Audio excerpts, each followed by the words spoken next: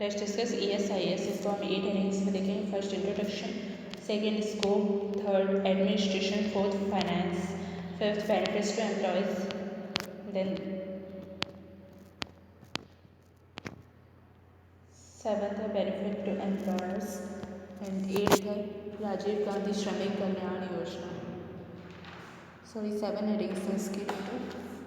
Sixth benefits to employers and seventh Rajiv Gandhi श्रमिक कल्याण योजना। सो फर्स्ट इंट्रोडक्शन है ESIS का। तो ESIS होता है मेजर सोशल सिक्योरिटी और हेल्थ इंश्योरेंस का, जो कैश और मेडिकल बेनिफिट्स प्रोवाइड करता है इंडस्ट्रियल एम्प्लॉयज़ को सिकनेस पे, मैटरनिटी पे और एम्प्लॉयमेंट इंजरी पे। So ESIS major for social security and health insurance, providing cash and medical benefits to industrial employees in sickness, maternity and employment injury. Then second scope क्या है इसका, first industries, second employees, third excise. तो first industries में first all power industries है, second small factories, third road motor, fourth newspaper, fifth private medical and educational institutions. तो first all power industries में greater than और equal to 10% रहेंगे, excluding railways रहेगा, mines and defence establishments. तीन चीज़ें नहीं आएंगी, railways, mines and defence. Then second small factories में ग्रेटर दैन इक्वल टू 10% रहेंगे, पावर यूज़ करें या ना करें वो। थर्ड रोड मोटर इंडस्ट्रीज है, fourth newspaper industry and fifth private medical and educational institutions में ग्रेटर दैन इक्वल टू 20% अगर रहेंगे तो वो आएंगे। Then second employees up to 21,000 per month जिसको सैलरी मिल रही है वो उसके अंदर आएंगे। देन थर्ड एडमिनिस्ट्रेशन है, तो ये इसका ही कॉर्पोरेशन इंटरेस्टेड होता है, second chairman and third vice chairman, तीन हेडिंग्स आएगी इसकी। तो first autonomous body ESI corporation के लिए इंटरेस्टेड रहता है, सेकेंड चेयरमैन इसका कौन होता है, यूनियन मिनिस्ट्री फॉर लेबर होता है, एंड वाइस चेयरमैन कौन होता है, government of India ministry of labour के लिए जो सेक्रेटरी है वो वाइस चेयरमैन होता है इसका।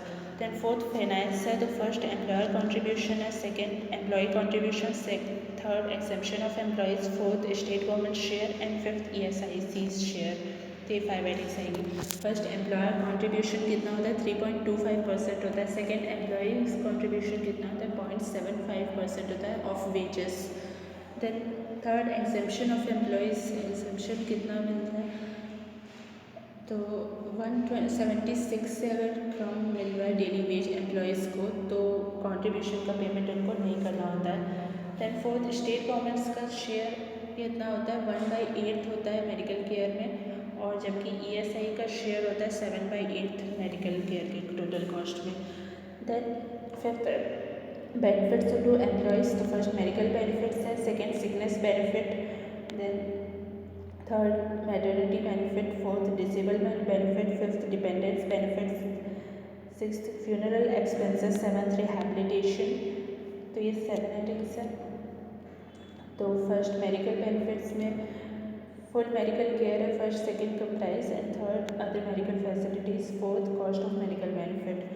तो फर्स्ट फुल मेडिकल केयर देते हैं इसमें, सेकंड कंप्राइज करता है out patient care, second drug supply, third specialist services, fourth domiciliary services and fifth health education. तो फर्स्ट OPD की सर्विस, सेकंड ड्रग्स को सप्लाई करेंगे पेशेंट को, थर्ड स्पेशलिस्ट की सर्विसेज देंगे, फोर्थ रहने की सुविधा देंगे, फिफ्थ हेल्थ एजुकेशन देंगे।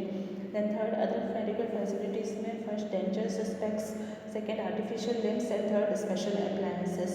तो फर्स्ट स्पेक्स, डेंचर्स ये सब देते हैं, आर्टिफिशियल लिम्स भी प्रोवाइड करते हैं, थर्ड स्पेशल अप्लायंसेस देते हैं। तो स्पेशल अप्लायंसेस में आ जाता है हर्निया बेल्ट, वॉकिंग कैलिपर्स, ये सब। Then fourth cost of medical benefit 905 था 2001 से लेकर 2 तक।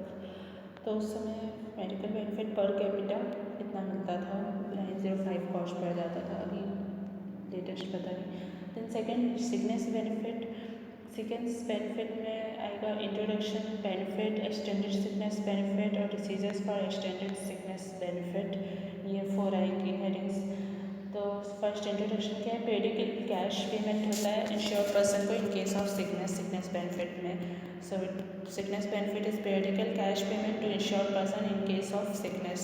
एंड सेकेंड बेनिफिट क्या मिलता है, 70% ऑफ वेजेस मिलती है, not greater than 90 days, maximum 90 days के लिए, 3 महीने के लिए।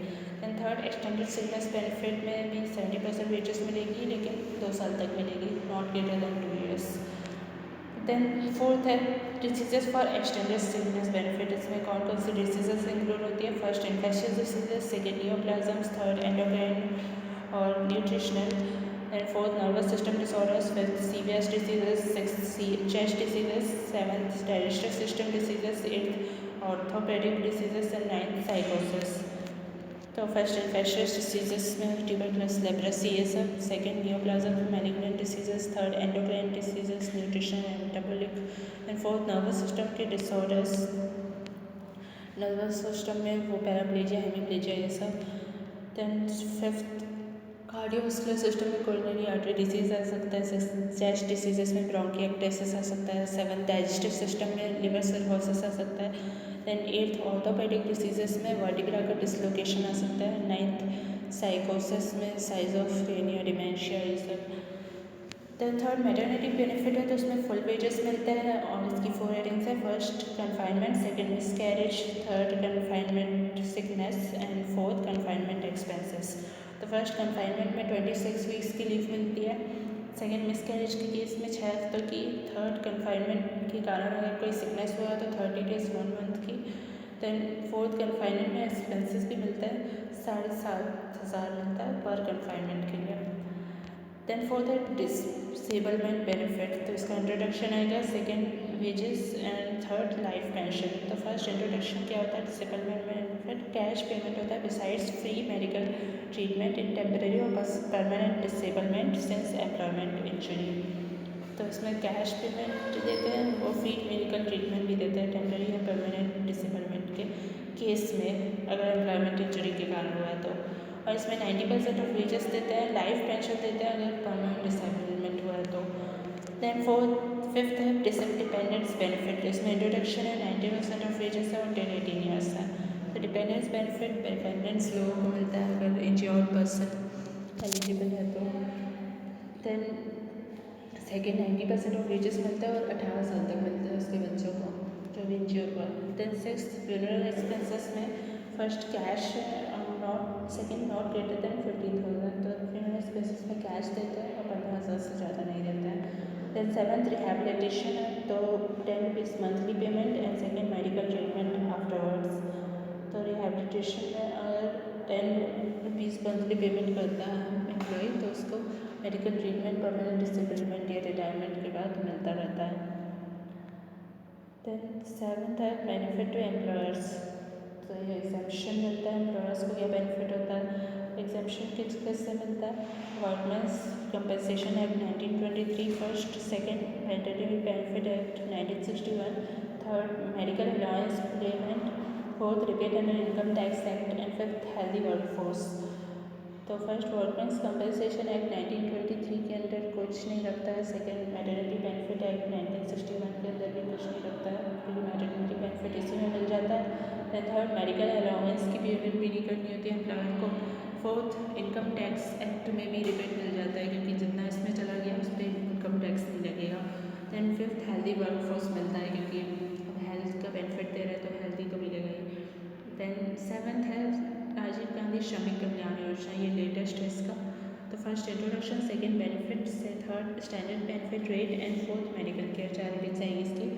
तो फर्स्ट इंट्रोडक्शन, ESI कॉर्पोरेशन ने न्यू योजना लॉन्च की है ESI स्कीम के अंतर्गत, तो यही है राजीव गांधी श्रमिक कल्याण योजना। इसमें अनएम्प्लॉयड अलाउंस देते हैं फॉर एम्प्लॉयज़ जो अनएम्प्लॉयड रह गए हैं इनवॉलेंटरली, रिट्रेंचमेंट या क्लोजर ऑफ फैक्ट्री के कारण। इसको 2005 में 1 अप्रैल को लॉन्च किया था। सेकेंड बेनिफिट क्या है इसमें? Not greater than 6 months unemployment allowance, तो 6 मंथ्स तक का अनएम्प्लॉयमेंट अलाउंस मिलता है उसके एंटायर सर्विस के दौरान। ना standard benefit rate, standard benefit rate में क्या रहता है? Daily rate of employment allowance को बोलते हैं standard benefit rate under rule 54 of ESI। Then fourth medical care, मतलब जिस पीरियड के लिए एक पर्सन को अनएम्प्लॉयमेंट अलाउंस मिल रहा है वो मेडिकल केयर के लिए भी एलिजिबल रहेगा उसकी खुद की। और जब से वो प्रायर ESI पेनेट पीरियड्स और ईयर्स हॉस्पिटल जैसे वो अटैच हुआ था लॉस ऑफ एम्प्लॉयमेंट के पहले, उससे वो ले सकता है मेडिकल केयर। तो ये था ESIS। Thanks for watching.